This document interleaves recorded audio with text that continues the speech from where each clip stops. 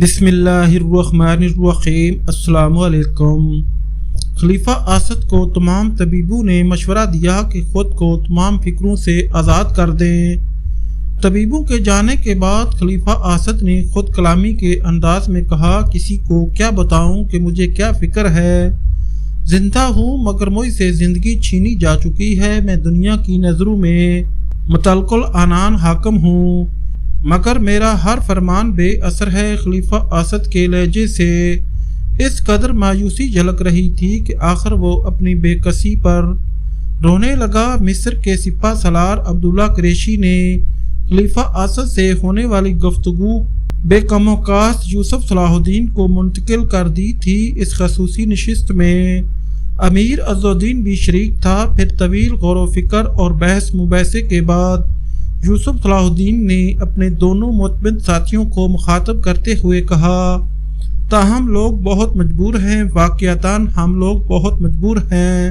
اگر خلیفہ کو مکمل آزادی دی جاتی ہے تو ابو جعفر اور علی ناصری جیسے گمراہ انسان دوبارہ طاقت میں آ جائیں گے اور مخلوق خدا اس طرح اندھیروں میں بھٹکتی رہے گی، یا پھر اہل ایمان پر اس قدر تشدد کیا جائے گا کہ وہ مجبور ہو کر خلیفہ اور اس کے ہم نواؤں کے نظریات قبول کر لیں گے۔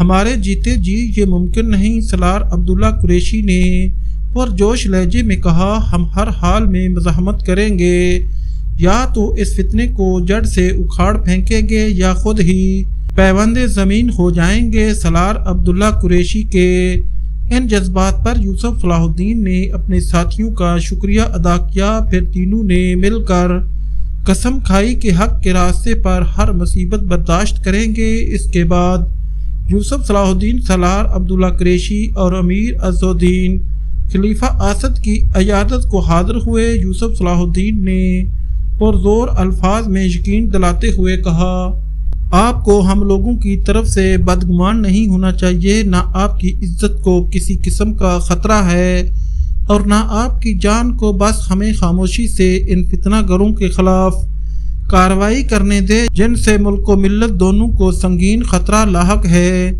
خلیفہ اسد نے تینوں کا شکریہ ادا کیا اور یہ تاثر دینے کی کوشش کی کہ اس کا دل ان کی طرف سے صاف ہے، مگر حقیقتاً ایسا نہیں تھا۔ خلیفہ اسد نے جبراً اپنے ہونٹوں پر مسکراہٹ سجائی تھی، مگر اس کے دل میں نفرت کا آتش فشاں دہک رہا تھا۔ اس وقت بھی اس کا شاطرانہ ذہن ان تینوں کے خلاف کوئی نیا منصوبہ بنا رہا تھا۔ یوسف صلاح الدین کئی بار قید خانے جا کر ابو جعفر اور علی ناصری سے یہ سوال کر چکا تھا، وہ کون لوگ تھے جو زہر آلود خنجروں کے ساتھ مجھ پر حملہ آور ہوئے تھے، اور ان میں ایک نے مرتے وقت اپنے کسی پیر و مرشد کو پکارا تھا۔ ابو جعفر اور علی ناصری بڑی سختی کے ساتھ انکار کر رہے تھے، یہ صرف دشمن کی الزام تراشی ہے، ہمارا ان لوگوں سے کوئی تعلق نہیں۔ یوسف صلاح الدین نے بہت صبر و ضبط سے کام لیا، مگر جب وہ دونوں فتنہ گر مسلسل انکار کرتے رہے تو وزیر اعظم مصر غضبناک ہو گیا۔ میں نے اپنی حجت تمام کر دی، اب میں آزاد ہوں اور تم دونوں سے حقیقت اگلوانے کے لیے کوئی بھی طریقہ اختیار کر سکتا ہوں۔ ابو جعفر اور علی ناصری نے صلاح الدین کی اس تنبیہ کو محض لفظی سمجھا اور اپنی بات پر اڑے رہے۔ دراصل ان دونوں کو یقین تھا کہ جلد ہی خلیفہ اسد مداخلت کرے گا اور انہیں زنداں کی تاریخ تنہائی سے نکال کر لے جائے گا، مگر وہ اس راز سے بے خبر تھے کہ بساط الٹ چکی ہے اور مصر کا حکمراں شطرنج کے اس بادشاہ سے زیادہ حیثیت نہیں رکھتا جو چاروں طرف سے دشمن موروں میں گھر چکا ہو۔ آخر صلاح الدین نے ابو جعفر اور علی ناصری کا کھانا بند کر دیا۔ اب ان دونوں کا گزارا صرف پانی پر تھا۔ ابو جعفر اور علی ناصری سوچ بھی نہیں سکتے تھے کہ نوجوان صلاح الدین بظاہر ایک معمولی مگر انتہائی خطرناک ترکیب استعمال کرے گا۔ دونوں ایک دن کا فاقہ تو برداشت کر گئے، مگر دوسرے روز سے ان کی حالت غیر ہونے لگی۔ پھر تیسرے دن صلاح الدین قید خانے میں آیا اور خاموشی سے ان دونوں کو دیکھتا رہا۔ ابو جعفر غصے میں کھڑا ہو گیا اور چیخ کر بولا، ہم مر جائیں گے مگر تیرے آگے سر نہیں جھکائیں گے۔ یہ کہتے کہتے ابو جعفر پسینے میں نہا گیا اور اس کی آواز حلق میں پھنس کر رہ گئی۔ پھر وہ شدید نکاہت کے باعث چکرا کر زمین پر گر پڑا۔ ابو جعفر کی یہ حالت دیکھ کر صلاح الدین مسکرایا، میں یہی تو چاہتا ہوں کہ تم آہستہ آہستہ موت کا مزہ چکھو۔ اس وقت سے ڈرو جب تم پر پانی بھی بند کر دیا جائے گا۔ اگر ہم مر گئے تو تجھے کون بتائے گا کہ وہ حملہ آور کس سے تعلق رکھتے تھے؟ علی ناصری کی آواز لڑکھڑا رہی تھی اور اس پر ابو جعفر سے زیادہ ضعیفی طاری تھی۔ دشمنان اسلام بھی ایک نہ ایک دن بے نقاب ہو جائیں گے، صلاح الدین نے بے نیازانہ کہا، مگر تم دونوں کی موت سے ملت اسلامیہ کو بڑا فائدہ ہوگا۔ اس طرح اللہ کی زمین دو فتنہ گروں سے پاک ہو جائے گی۔ یہ کہہ کر صلاح الدین زندان سے نکل گیا۔ پھر ابو جعفر اور علی ناصری اپنی زندگی سے مایوس ہو گئے اور خلیفہ آسد کے لیے نازیبا کلمات ادا کرنے لگے کہ اس نے صلاح الدین کو مصر کا وزیر اعظم نامزد کیا تھا۔ چوتھے دن ابو جعفر اور علی ناصری نے صلاح الدین کے آگے گھٹنے ٹیک دیے اور درخواست کرنے لگے کہ انہیں سوکھی روٹیاں ہی دی جائیں کہ وہ کم سے کم سانس تو لے سکیں۔ صلاح الدین نے فوراً زندان کے محافظ کو حکم دیا کہ وہ دونوں امراء کے شیان شان کھانا پیش کرے۔ تھوڑی دیر بعد ابو جعفر اور علی ناصری بھوکے گداگروں کی طرح لذیذ غذا پر ٹوٹ پڑے۔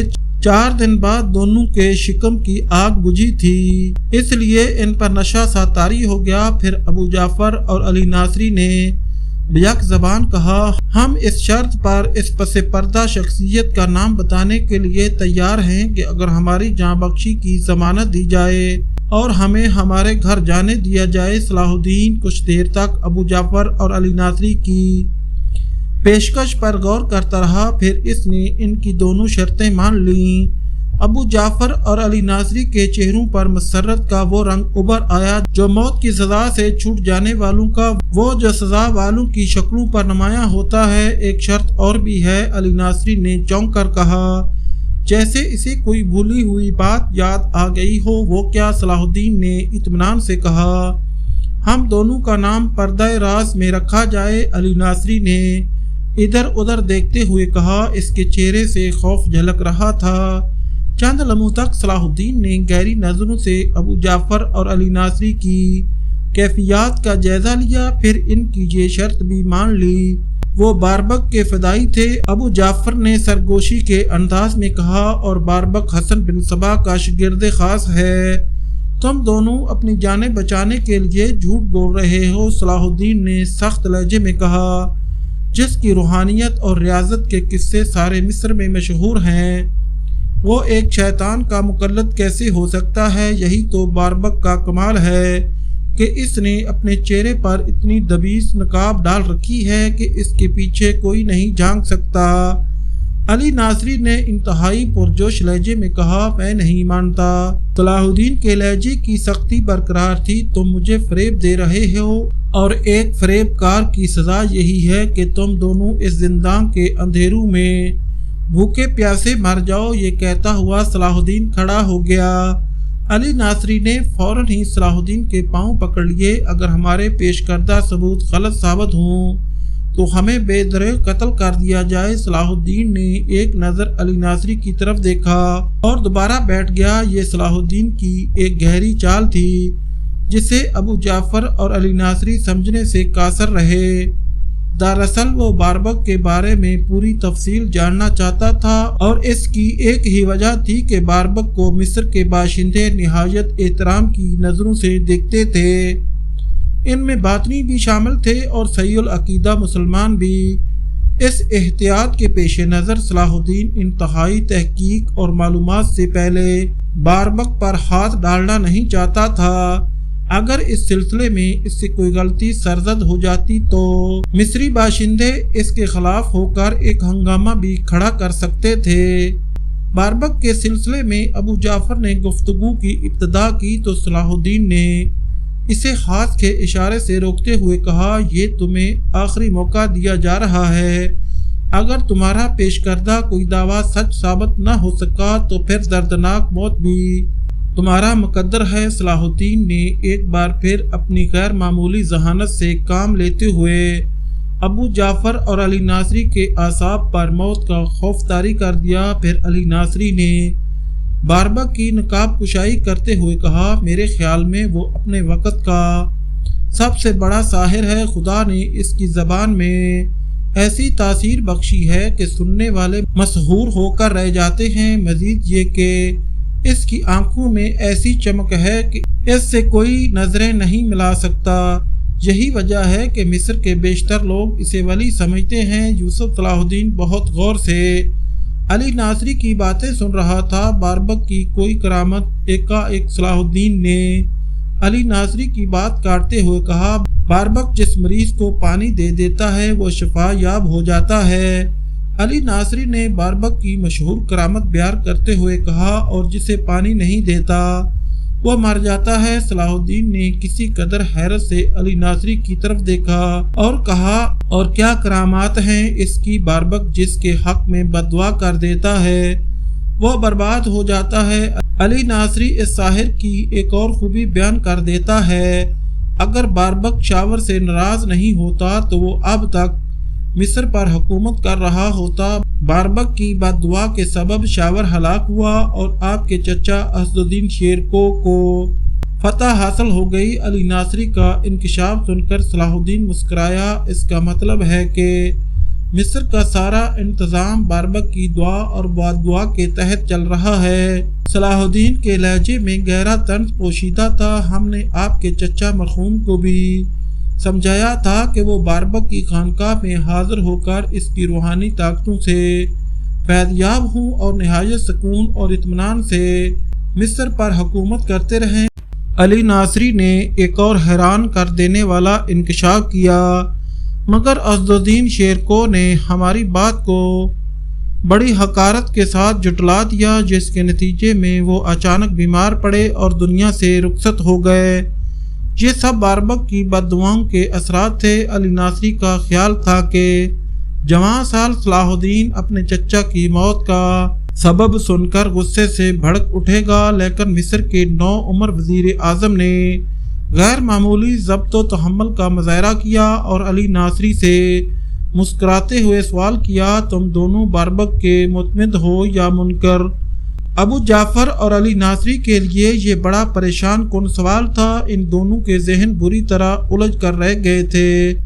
ابو جعفر اور علی ناصری بیک زبان ایک ہی زاویے سے سوچ رہے تھے کہ اگر وہ باربک کے معتقد ہونے کا اقرار کرتے ہیں تو صلاح الدین ان کی جان بخشی کے وعدے سے مکر بھی سکتا ہے۔ اس لیے دونوں نے اپنی زندگی بچانے کے لیے مصالحت اور جھوٹ سے کام لیا۔ دونوں کا باربک سے بس اتنا تعلق ہے کہ کبھی کبھی اس کی روحانی مجلسوں میں شریک ہوا کرتے تھے۔ ہم نے اس کے عقیدے کو کبھی تسلیم نہیں کیا۔ زیادہ سے زیادہ اس رسم و راہ کا نام دیا جا سکتا ہے۔ ابو جعفر اور علی ناصری کا جھوٹ سن کر صلاح الدین مسکرایا، اگر تم اس کی دوستی کا اقرار کرتے ہو تو مصیبت کے وقت باربک کی روحانی طاقت تمہارے کام کیوں نہیں آئی؟ علی ناصری نے ایک لمحہ ضائع کیے بغیر نیا جھوٹ تراشا۔ اس وقت تو ہمیں اندازہ ہوا کہ باربک کی کرامتیں ایک ڈھونگ ہیں۔ وہ علل اعلان کہتا ہے کہ میرا ماننے والا جب بھی مجھے پکارے گا میں اس کی مدد کو پہنچ جاؤں گا۔ ہم نے بھوکا رہ کر 3 دن تک قید خانے کے اندھیروں میں باربک کو ہزاروں بار پکارا مگر وہ نہیں آیا۔ آخر ہم دونوں اس نتیجے پر پہنچے کہ اس کی روحانیت ایک فریب ہے۔ صلاح الدین ان دونوں کی گفتگو سے مطمئن نہیں تھا۔ اس کا کوئی اور فریب بیان کرو جس کا میں اپنی آنکھوں سے مشاہدہ کروں۔ ہم بس اتنا ہی جانتے ہیں کہ اب کی بار ابو جعفر بولا، باربک کے ہزاروں فدائین مصر میں موجود ہیں، مگر کوئی اس راز سے آگاہ نہیں کہ وہ فدائین کہاں ہیں اور کس لباس میں ہیں۔ صلاح الدین کچھ دیر تک گہری سوچ میں ڈوبا رہا، پھر اس نے علی ناصری سے ایک نیا سوال کر ڈالا، یہ بات کس طرح ثابت کی جا سکتی ہے کہ وہ حسن بن صبا کا ماننے والا ہے؟ تمہارے بقول باربک تقریر کا ماہر اور الفاظ کا جادوگر ہے۔ اس طرح وہ اپنی گمراہی سے انکار کرتے ہوئے خود کو ایک صحیح العقیدہ مسلمان بھی ثابت کر سکتا ہے۔ بے شک وہ ایسا بھی کر سکتا ہے مگر اپنی جنت کو کہاں لے جائے گا جو اس نے خانقاہ کے اندر زیر زمین آباد کر رکھی ہے۔ یہ سنتے ہی صلاح الدین کے چہرے پر اطمینان کا گہرا رنگ جھلکنے لگا، جیسے کوئی مسافر بھٹکتے بھٹکتے اپنی منزل پر پہنچ گیا ہو۔ ناظرین، آج کی ویڈیو یہاں ختم کی جاتی ہے۔ انشاءاللہ جلد ہی اگلی قسط پیش کی جائے گی۔ ویڈیو اچھی لگے تو ہمارے چینل کو سبسکرائب اور لائک لازمی کریں اور ہماری حوصلہ افزائی کے لیے کمنٹ ضرور کیا کریں۔ شکریہ۔